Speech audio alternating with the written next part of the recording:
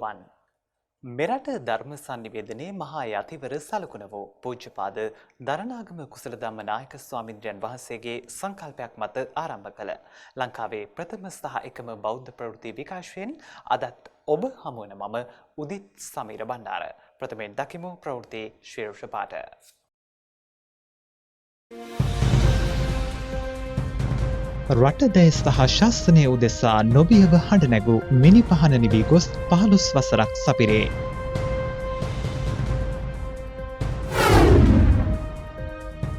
ගංගොඩවිල සෝම හිමියන්ට පුණ්‍යානුමෝදනා කරමින් බෞද්ධ මාධ්‍ය ජාලයේ අධ්‍යක්ෂ හිමියන්ගේ අනුශාසනයෙන් ධර්ම දේශනයක්. රටදෑ සමයට ආශිර්වාද පතා කිරිබත්ගොඩ මූලික රෝහලේදී පිරිත් සජ්ජායනයක්. දෙවුන්දර තුඩුවේ සිට පේදුරු තුඩුව දක්වා රෝදපුටුවෙන් ගමන්ගත් දෙපා අහිමි දිරිය විරුවාට උපහාර.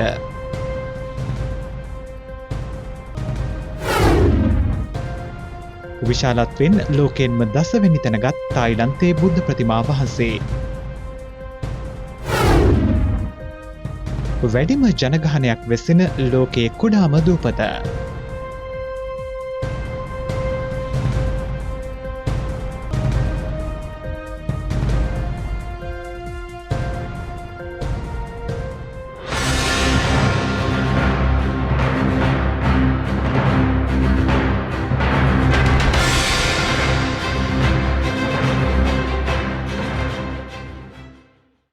රටත් දෑත් ස්තම්භුද්ධ ශාසනයත් වෙනුවෙන් නොබියව හඬ නැගූ පූජ්‍යපාද ගංගොඩවිල සෝම ස්වාමින්ද්‍රයන් වහන්සේ අපවත් වේ අදට වසර 15කි. උන්වහන්සේ අපවත් වී වසර 15ක් ගත වී තිබියදීත් සෝම හිමියන් පැතූ ශ්‍රී ලංකාව අනාගත පරපුර වෙත කෙසේ හෝ උරුම කර දීම බෞද්ධ අපගේ පරම වගකීමක් නොවන්නේද? මීට වසර 68කට ප්‍රථම ලක්මෑණියන්ගේ පිනට වීරතුංග ආරච්චිලාගේ දොන් ධර්මදාස සහ හෙට්ටිගේ දෝන චාලට් නෝනා මහත්මියට දාප ගංගොඩවිල සෝම හිමියෝ ගංගොඩවිලදී ජන්මලාභය ලැබූහ. කුඩා කල සිටම රට ජාතියට හිත ඇති මේ පින්වත් කුල කුමරුවා මහරගම ධර්මායතනය සහ වජිරාරාම පින්බිම තුළ තම ආධ්‍යාත්මික ගුණ සුවඳ පතුරවමින් පූජ්‍යපාද අම්පිටියේ රාහුල සහ පූජ්‍යපාද මඩිහේ පඤ්ඤාසීහ යන නායක ස්වාමින්ද්‍රයන් වහන්සේලා ඇසුරෙන් 1974 සැප්තැම්බර් මාස 24 වනදා ගංගොඩවිල සෝම නමින් බුද්ධ පුත්‍රයෙකු බවට පත් සසුන් බිමට ප්‍රවිෂ්ඨ වූහ. හදවතින් පමණක් නොව ධර්මය ප්‍රායෝගිකව ක්‍රියාවට නංවමින් තම ජීවිතය ගත කළ සෝම හිමියෝ භාවනාව පිළිබඳ ගැඹුරින් අධ්‍යයනය කරමින් තම වයසට වඩා වැඩි දැනුමින්ද චතුර කතිකත්වයෙන් ධර්මය ශ්‍රාවකයාට ගෙන යාමේ අපූරු හැකියාවෙන්ද සමන්විත විය. සිංහල සහ පාලි භාෂාව මෙන්ම ත්‍රිපිටකය පිළිබඳ විචාරශීලී දැනුමක් උන්වහන්සේ ලබා සිටියහ. සියවස් ගණනාවක්ම අන්‍යාගමිකයන්ගේ ආක්‍රමණශීලී සහ කුරිරු පාලනයට නතුව සිටීම හේතුවෙන් බෞද්ධ ප්‍රතිපදාවෙන් බැහැරව දේවවාදයේ ගිලී සිටි සිංහල බෞද්ධයාගේ දීන පහත් ගතිවලට තදින් පහර දුන් සෝම හිමියෝ බෞද්ධයාගේ සැබෑ බෞද්ධකම කුමක්දැයි පැහැදිලි කරමින් භක්තියට නොව බුද්ධියට තැන දිය යුතුයයි හිතන අලුත් පරපුරක් නිර්මාණය කරන බෞද්ධ සම්ප්‍රදායක් ගොඩනැගූහ. එයටතේ ගංගොඩවිල සෝම හිමියෝ සදාචාරය ජාතික සෞභාග්‍ය උදා කරයි යන තේමාව යටතේ ජනවිජය පදනම ආරම්භ කළහ. වසර 2500කටත් වැඩි ප්‍රෞಢ ඉතිහාසයක් ඇති බෞද්ධ රටකට අත්වැති ඉරණමට දේශපාලඥයන් ඍජුව වගකිය යුතු බව නොබියව ප්‍රකාශ කළ උන්වහන්සේ රටේ දේශපාලකයන් දුරාචාරය වපුරද්දී ධර්ම දේශනාවලින් පමණක් රට හැදිය නොහැකි බවද ප්‍රකාශ කළහ. නැනමිනි කද අමදම් පිලි සඳරේ පියා හඹා රන්හස රද ඔබ. කෙසේ වුවත් උන්වහන්සේගේ උදාර භික්ෂු නායකත්වය ශ්‍රී ලංකාවට අවැසි මොහොතක නොසිතූ විරු ලෙසින් උන්වහන්සේ 2003 දෙසැම්බර් මාස 12 වනදා එනම් මීට වසර 15කට පෙර රුසියාවේ සෙන්ට් පීටර්ස්බර්ග් නුවරදී අපවත් වී වදාළහ. සෝම හිමියන්ගේ අපවත් වීමෙන් වසර 15ක් ගත වී තිබියදීත් තවමත් ශ්‍රී ලාංකීය බොදුනු හදවතේ ධර්ම සංවේගයේ ඉවත්ව නොගිය මොහොතක පූජ්‍යපාද ගංගොඩවිල සෝමහිමියන් පැතු ශ්‍රී ලංකාව අනාගත පරපුරට කෙසේ හෝ උරුම කර දීම ශ්‍රී ලාංකීය අප සැමගේ ඒකායන යුතුයකම විය යුතු බව අපගේ හැඟීමයි. මෑත යුගයේ වැඩ කළ සම්බුද්ධ ශාසනයේ ආරක්ෂාව වෙනුවෙන් සම්බුද්ධ ශාසනයේ සුරක්ෂිත භාවය වෙනුවෙන් එවැගේම ජාතිය රටේ ආරක්ෂාව වෙනුවෙන් කටයුතු කළ සුවිශේෂ චරිතයක් හැටියටයි අපිට ගංගොඩවිල සෝම ස්වාමීන්ද්‍රයන් වහන්සේගේ චරිතය අඳුනා ගන්න පුළුවන් වෙන්නේ. උන්වහන්සේ අපවත් වෙලා වසර 15ක් පිරෙන අද වෙනකොට අපිට පැහැදිලි වෙනවා උන්වහන්සේ මීට වසර 15කට 20කට එහා පැත්තේ දේශනා කරපු කාරණාවල් මොනතරම් සත්‍යද කියන බව. උන්වහන්සේගේ තේමාව බවට පත් උනේ රට, ජාතිය, සම්බුද්ධ ශාසනය කියන මේ කාරණාවල්. රටේ මිනිස්සු තමන් ඉබාගාතේ යමින් ධර්මයට වෙනස් වෙලා පරගැති සිරිත් අනුගමනය කරමින් තමන්ගේ ජාතික අනන්‍යතාව දවසින් දවස විනාශ කරගන්නකොට සෝමහාමුදුරුවෝ ඒකට පහර දුන්නා. ඇතැම් වෙලාවට සමහරු හිතුවා මේක තමන්ට කරන පෞද්ගලික පහර දීමක් කියලා. ඒ නිසා උන්වහන්සේට සතුරන් පවා ඇති වුණා. ඇතැම් වෙලාවට උන්වහන්සේගේ අපවත් වීම ඝාතනයක් කියලා අඳුන්වන්න තරම් සමහර ආකාරයකට හේතු උනේත් උන්වහන්සේ සමාජය තුළ අභීතව කරන ලද ඒ ප්‍රකාශ. ඒ වගේම සම්බුද්ධ ශාසනයේ නොඑක ආකාරයෙන් ඓතිහාසිකවත් ඒ වගේම ධර්මයට අදාළ වූ දහම් කරුණු ක්‍රමානුකූලව විනාශ කරන වැඩපිළිවෙළවල උන්වහන්සේ දැඩි ලෙස හෙලා දැක්කා. උන්වහන්සේගේ සාකච්ඡාවට උන්වහන්සේගේ විවේචනයට ලක්වෙච්ච කාරණා හැටියට අපි දැක්කේ සිංහලයාගේ තියෙන තමාගේම දුර්වලතා මතු කර පෙන්වීම. සම්බුද්ධ ශාසනයේ ආරක්ෂාව පිණිස මෑත යුගයේ කටයුතු කරපු ඒ මහා යති පරපුරට එකතු වෙන දරණාගම කුසල ධම්මනායක ස්වාමීන්ද්‍රයන් වහන්සේ, ඒ වගේම ගංගොඩවිල සෝම ස්වාමීන්ද්‍රයන් වහන්සේ වගේ චරිත අනුස්මරණීය චරිත. එවන් චරිත සදාකාලිකව ජීවත් වෙන චරිත. එවන් චරිත අනාගතේ ලංකාවේ දරුවන්ට ඉගෙන ගන්න සුදුසු චරිත.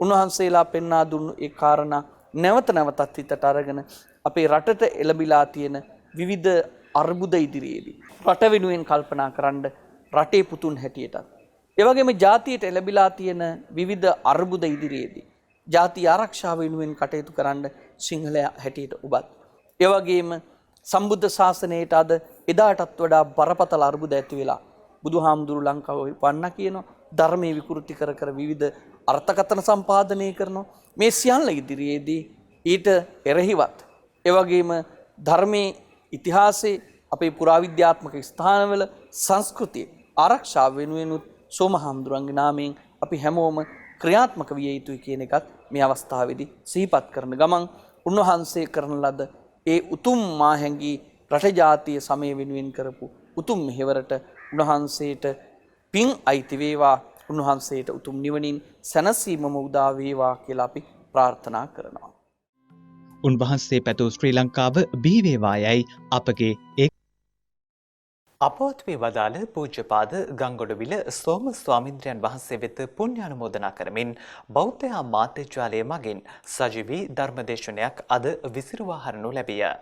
ඒ ශ්‍රී සම්බෝධි විහාරාධිපති බෞද්ධ මාධ්‍යචාරයකරු අධ්‍යක්ෂ පූජ්‍යපාද බොරලන්දේ වජිරඥාන ස්වාමීන්ද්‍රයන් වහන්සේගේ අනුශාසනයෙන්. භික්ෂුන් වහන්සේලා තුලින් සිදුවන කාර්යභාරය උතුම් බුද්ධ පුත්‍රයාණන් වහන්සේ නමක් හැටියට මනාව ඉෂ්ට සිද්ධ කරන්නට යෙදුනා. මීට වසර 15කට ඉහතදී අපි නොසිතූ වේලාවක මේ ශාසනයට බොහෝම ඒ විදිහට අඩුපාඩුවක් එක් කරමින් අපේ දැන් සමුගත් පූජනීය ගංගොඩවිල සෝම ස්වාමීන් වහන්සේ ශ්‍රී සම්බුද්ධ විහාරාධීශ්වර බෞද්ධ මාධ්‍යාලයේ නිර්මාතෘවර ගෞරව ශාස්ත්‍රවේදී පඬිත දරණාගම කුසල ධම්ම අපේ ගුරු දේවයාණන් වහන්සේ සෝම ස්වාමීන් වහන්සේගේ සමකාලීන භික්ෂුන් වහන්සේලා හැටියට කල්යාණ මිත්‍රයන් වහන්සේලා හැටියට මේ ශාසනයට විශාල මෙහෙවරක් සිද්ධ කරන්නට යෙදුණා. ඒ නිසා වචන වලින් ඒ විදිහට අදහස් වලින් කියලා නිම කරන්න පිළිවන්කමක් ඇත්තේ නැහැ ඒ ශාසනික මෙහෙවර. ඒ නිසා අපේ පුණ්‍යානුමෝදනාවන් සිද්ධ කරමු.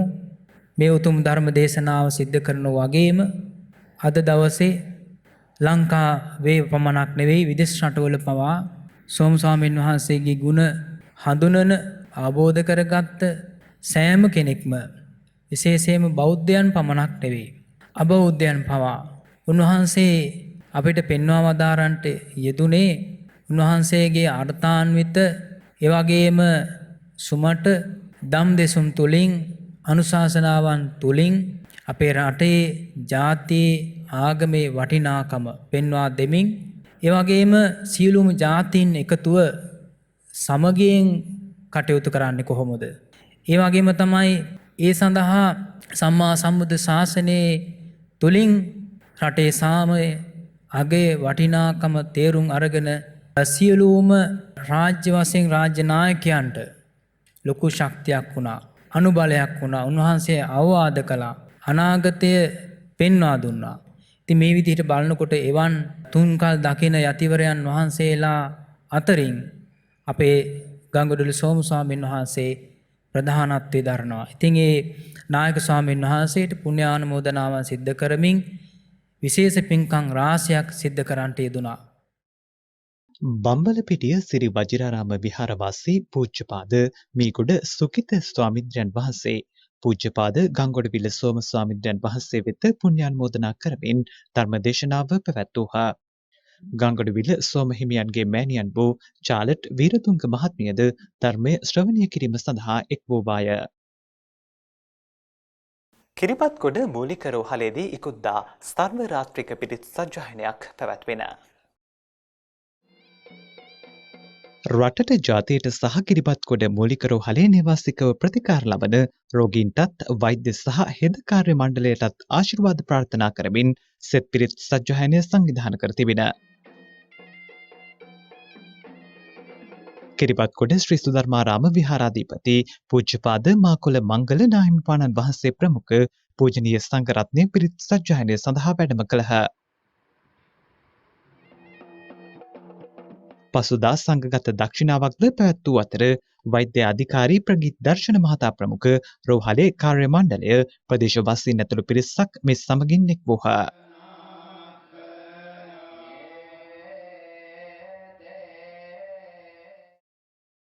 දෙවුන්දර තුඩුවේ සිට පේදුරු තුඩුව දක්වා රෝදපුටුවක මතින් දින 9ක් පුරා ගමන්ගත් පී.කේ. කරුණාරත්න රණවිරුවාට උපහාර පිදෙයි. පුදුකුඩි ඉරිප්පු අවසන් සටනේදී ත්‍රස්තවාදීන්ගේ ප්‍රහාරයකට ලක්ව දෙපා අහිමිව එක් අතක් තුවාල ලබා දැනට අභිමන්සල සුවසෙවන නිකේතනයේ ප්‍රතිකාර ලබන පී.කේ. කරුණාරත්න රණවිරුවා දෙවුන්දර තුඩුවේ සිට පේදුරු තුඩුව දක්වා රෝදපුටුවක් ආධාරයෙන් ගමන් ගත්තේ ලෝක ආබාධිත දිනයට සමගාමීවයි.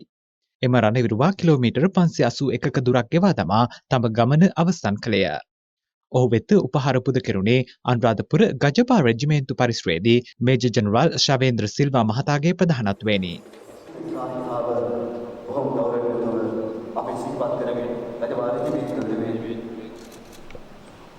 රජමිත්‍රු අධිපතිතුමාගේ වාසනාවන්ත සුවදී පිළිම දානය ගැන සම්මාන මොහොතේ මත්පොළ සම්ප්‍රසාදයක් සිදු කරනවා.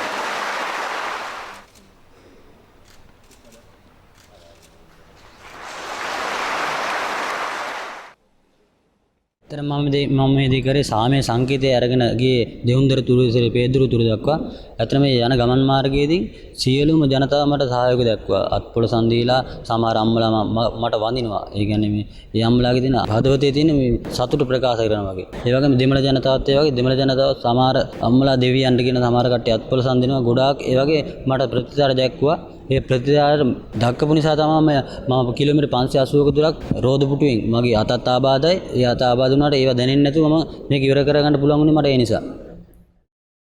රටට ජාතියට ආශිර්වාද පතා ඓතිහාසික ධාතුකන්ද ශ්‍රී ජිනේන්ද්‍රාරාම විහාරස්ථානයේදී රත්න සූත්‍රය 10 වරක් සජ්ජායනා කෙරෙයි. ධාතුකන්ද ශ්‍රී ජිනේන්ද්‍රාරාම විහාරාධිපති ශ්‍රී ලංකා රාමාන්‍ය මහානිකායේ දිසාපාලක පූජ්‍යපාද කලටුවාවේ පඤ්ඤාස්ථාර නාහිමිපාණන් වහන්සේගේ අනුශාසනයෙන් පිරිත් සජ්ජායනය සඳහා පෙවණු විශේෂ ගිහි පිරිසක් රත්න සූත්‍රය 10 වරක් මෙහිදී සජ්ජායනා කළහ. දින 4ක් පුරා මෙලෙස රත්න සූත්‍රය සජ්ජායනා කළ අතර විහාරස්ථ දායක පින්වතුන් පින්කම සංවිධානය කරනු ලැබුවා. පින්කම පිළිබඳව අදහස් දැක් වූ විහාරාධිපති පූජ්‍යපාද නවගමුවේ විජිතසාර ස්වාමීන්ද්‍රයන් වහන්සේ වෙනකොට අපේ විහාරස්ථානය තුල මේ මණ්ඩපයක් තුල විශේෂයෙන්ම ගිහි පිරිතක් විදියට දේශනා කරන්න මම හිතන්නේ බොහොම කලාතුරකින් තමයි මේ පිරිත් සූත්‍ර දේශනාව ගිහියන් විසින් දේශනා කරන්නට යෙදෙන්නේ. මහා පිරිත් සූත්‍ර දේශනාව දේශනා කොට සර්වරාත්‍රික පරිත්‍රාණ ධර්ම දේශනාවකින් මේ පිරිත හමාර කරලා රටවැසි සියලු දෙනාටම ආශිර්වාද කරන්න බලාපොරොත්තු වෙනවා. විශේෂයෙන් මේ පින්කම තුලදී අපි පිරිත් පෙන් ඒ වගේම අනිකුත් තෙල් වර්ගයන් මෙතන පිරිත් සූත්‍ර දේශනාව තුලදී පිරිත් සූත්‍රයන් වලදී ආනුභාවය ලබා දීලා මේ සියලු දෙනාටම ලබා දෙන්නට පිරිත් සූත්‍රය තුල මේ පිරිත් කරන්නට යෙදෙන පිරිත් පෙන් සතර පේරුවට අයිති සියලුම ගම්මානයන් තුල පිරිත් පෙන් ඉසලා ඒ සතර පේරුව තුල ගම්මානයන් වලට ඒ වගේම ගම්වැසි සියලු දෙනාටම ආශිර්වාද කරන්නත් අපි බලාපොරොත්තු වෙනවා. රට වෙනුවෙන් යුද වැඩි දැනට සිරගතව සිටින රණවිරුවන් වෙත ජනාධිපති සමාව ලබා දෙන ලෙස ඉල්ලා පසුගිය 25 වනදා අනුරාධපුර රුවන්වැලි මහා සෑරදුන් අභියසෙන් අධිෂ්ඨාන පාගමනක් ආරම්භ කෙරින. එලෙස ආරම්භ කළ පාගමන ඉකුද්දා මාතරට ළඟා විය. මෙම අධිෂ්ඨාන පාදයාත්‍රාව සඳහා රට වෙනුවෙන් යුද වැද ආබාධිත තත්වයට පත්වුණු රණවිරුව ඇතුළු පිරිසක් එක්ව සිටියහ. මාතර ශ්‍රී බෝධිරුක්කාරාම විහාරස්ථානය වෙත පැමිණි පිරිස එහිදී ආගමික වතාවත්හි නිරත වූහ. අනතුරුව සන්ධ්‍යාවේ මාතර බෝ සමිඳුන් අභියසදී ආශිර්වාද පූජාවක් සංවිධානය කොට තිබූ අතර ඒ සඳහා ප්‍රදේශීය පූජනීය සංඝරත්නය වැඩම කළහ. එහිදී මියගිය සහ ආබාධිත වුණු රණවිරුවන් වෙත ආශිර්වාද පතා පින්කම් සිදු කළහ.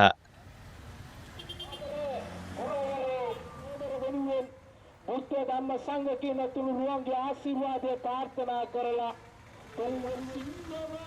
එසේම මාතර කොටුවේගොඩ පිහිටි රණවිරු ස්මාරකය වෙත පසුදා පුෂ්ප පහර දක්වනු ලැබිය.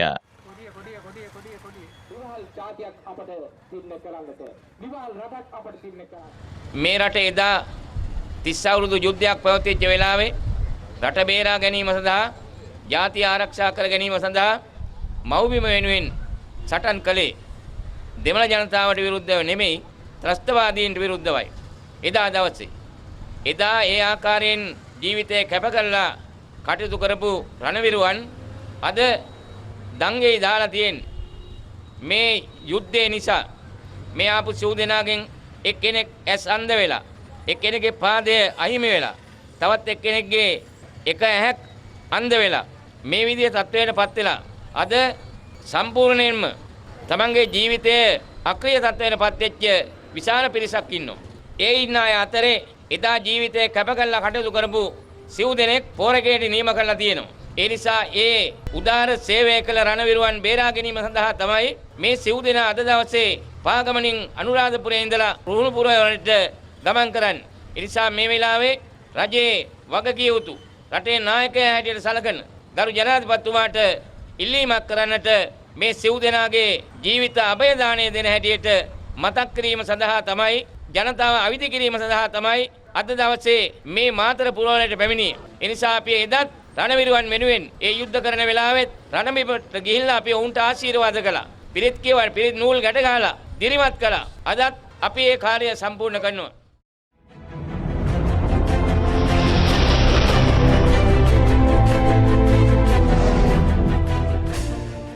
සමාධිය බුද්ධ ප්‍රතිමා වහන්සේලා අතුරින් විශාලත්වෙන් ලෝකයේ දසවන ස්ථානය හිමි කරගෙන ඇති තායිලන්තයේ පුහුකට් බුද්ධ ප්‍රතිමා වහන්සේ ආශ්‍රිතව සංචාරක ප්‍රවර්ධනයකට සැලසුම්.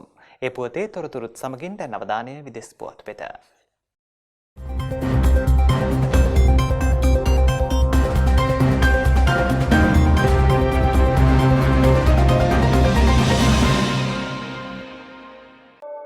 තායිලන්තයේ පිහිටි පුහුකට් බුද්ධ ප්‍රතිමා වහන්සේ ලෝ විශාලතම සමාධි බුද්ධ ප්‍රතිමා වහන්සේලා අතර දසවන ස්ථානයේ පවතින බුද්ධ ප්‍රතිමා වහන්සේ නමයි. තායිලන්තයේ කෝఓ නකඩ් කඳුමුදුනේ පිහිටා ඇති සුදු කිරිගරුඬ පාෂාණයෙන් නිර්මිත මෙම බුද්ධ ප්‍රතිමා වහන්සේ 1987 වසරේ ඉදිකර ඇති අතර එය උසින් මීටර 45කින් යුක්තය. මෙම බුද්ධ ප්‍රතිමා වහන්සේ ආශ්‍රිතව සංචාරක ප්‍රවර්ධනයේ ඉහළ නැංවීමට ඉදිරියේදී ව්‍යාපෘති රැසක් ක්‍රියාත්මක කරන බව එරට රජයේ විදෙස් මාධ්‍ය වෙත පවසා තිබේ. ලෝකේ පවතින විශාලතම සමාධි බුද්ධ ප්‍රතිමා වහන්සේලා 19 අතරින් බුද්ධ ප්‍රතිමා වහන්සේලා 4 නමක්ම පිහිටා ඇත්තේද තායිලන්තයේය.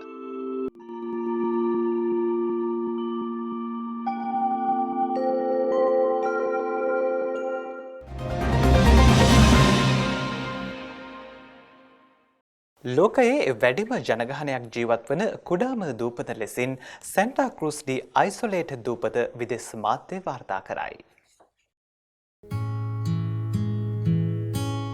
සැන්ටා ක්‍රූස් ඩි අයිසොලේට් දූපත කොලොම්බියාව ආසන්න මුහුදුබැටලේ පිහිටා ඇති දූපතකි. මෙය සැන් බර්නාඩ් දූපත් සමූහය සමග පිහිටා ඇත.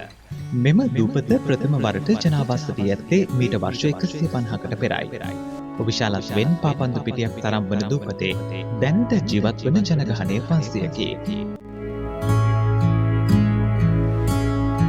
ඔවුන් සතු නිවාස ප්‍රමාණය 150කි. මුළු ජනගහනයෙන් 60% කුඩා ළමුන්ය. මුළු දූපත වෙතම විදුලිය සපයන්නේ එක් විදුලි ජනක යන්ත්‍රයක් සහ සූර්ය පැනල දෙකක් ආධාරයෙනි.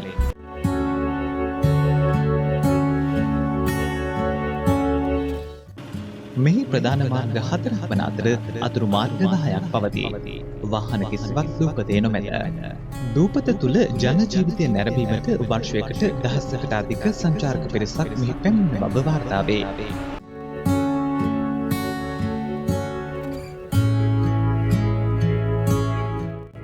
සංචාරකයන් හට විවේක ගැනීම සඳහා කිසිදු පහසුකමක් නොවුවත් වැඩි වශයෙන් පිරිස එහි පැමිණෙන්නේ අඩු පහසුකම් මැද ගෙවන ජන ජීවිතය අධ්‍යයනය කිරීම සඳහායි.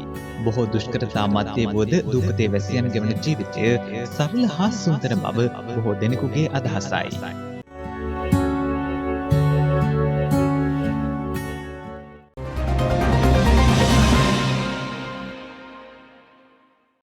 ඒත් සමගින් අදට නියමිත සුසන්දේශ ප්‍රවෘත්ති විකාශය මෙතකින් නිමාවට පත්වනවා. YouTube සහ සුසන්දේශ Facebook පිටු ඔස්සේ ලංකාවේ ප්‍රථම සහ එකම බෞද්ධ ප්‍රවෘත්ති විකාශයෙන් ඔබට දිනපතායක් විය හැකි. ඔබ සැමට සුබ රාත්‍රියක්. සම්මා සම්බුදු සරණයි.